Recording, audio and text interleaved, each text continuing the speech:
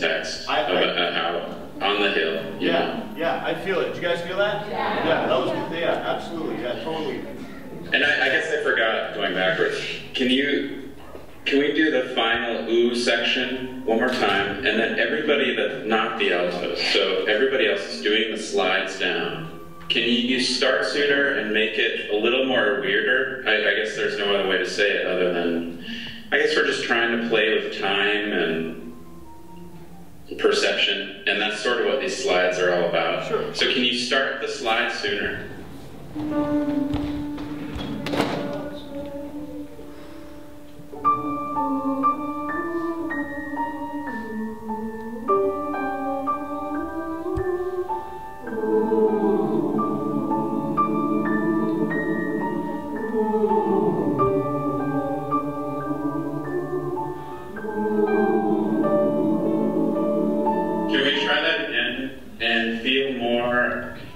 Tension in the slide, so you feel like there's a tension, almost like a rubber band tension in the slide. Try that. Not a push though. That's sort of a dangerous image to use. So don't push through the slide, but just feel like an elongation.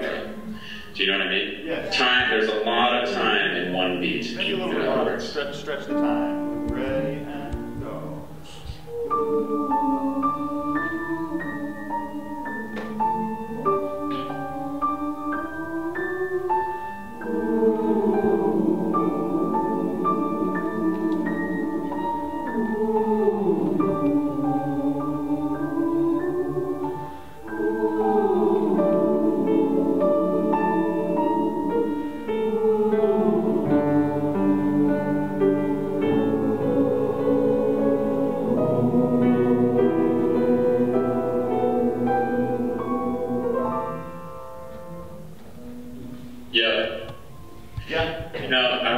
I was talking to one guy that was doing these slides, and he said, well, it just sounds like a bunch of drunk people singing. I guess it does a little bit, but so there's a danger there. If you get that perception that it just sounds ridiculous and that you're just singing and rein it in a little bit, but I think it's worthy to try and do these slides as metered and across the bars possible instead of having them be portamentos, you know what I mean? Or last second slides, just really try to make them even slides. Gotcha. Which is not something we do very often, really, in singing.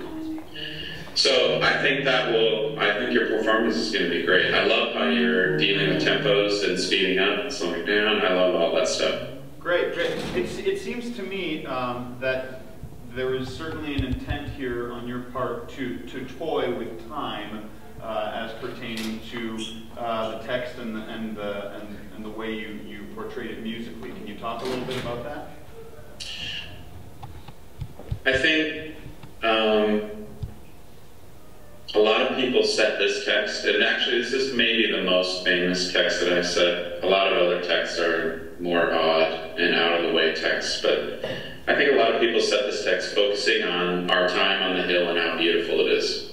You know, it's just, hey, we're on a hill and it's pretty, and that's what the pieces end up sounding like. But I took it to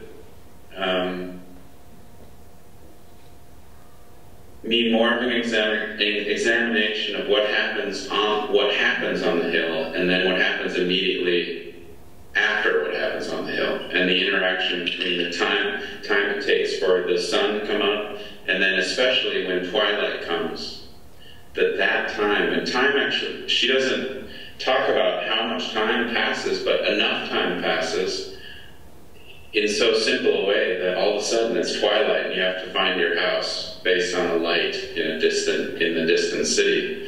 And I think we've all been there where we're lost and so enjoying the scene or whatever, all of a sudden we sort of wake up to reality and it's, whoa, wait, I better get home safe or I'm not, you know. So I think this piece, as in many of my pieces, are about transience. Do any of you know what transience means? Transience. Cameron, you're sort of nodding your head. Well, what does transient mean? Does anyone know that? AP Lang people? Courtney? Like a set, well, sounds like a normal state of being. That's transcendent. Transient. What if I were to say nomadic? Moving away around. Transient. Yeah. Am I close to transient? And in relation to time, transient is even more profound, meaning that, guys, you're only going to be here for a certain amount of time. You know, you're only going to be in college, your next step, if you choose so, for a certain amount of time. You're only going to be married for a certain amount of time if you choose that. You're only going to do anything for a certain amount of time. In the relation to time, transience is huge. You can't stop time. We're not. And it's like a huge axe. It just rips your life to shreds sometimes. And in other ways, your perception of it is modified based on how much joy you're having. Our relationship to time is so tenuous and it is always present. And that's why transience is, I think, so powerful to talk about. Because we cannot escape it. And it does strange things to our perceptions and our enjoyment or not enjoyment of life. And in this piece, like, we just dig down into it just for a second. Sure. How she relates to time is in what she does or does not do on the hill. So she enjoys everything, but when the time she suddenly wakes up to reality, she chooses to go home without destroying anything that she experienced. I think that's the crux of, I won't pick any of the flowers that I've touched. It's sort of cheesy old language, but if you take it as far as you want metaphorically, it could mean something especially, I mean, really special. Even to a senior in high school who's enjoying something for a season, and you could interact and bless others around you, and then move on to your next stage in life without leaving, essentially, carpe diem. That's what it sort of is about, carpe diem. That's great. I think that means a lot to a lot of these students. I know a couple of them had questions. If you're open to that. I'm ready. Great. So Peter, go ahead, and I'll just have them stand so you can see where it's coming from.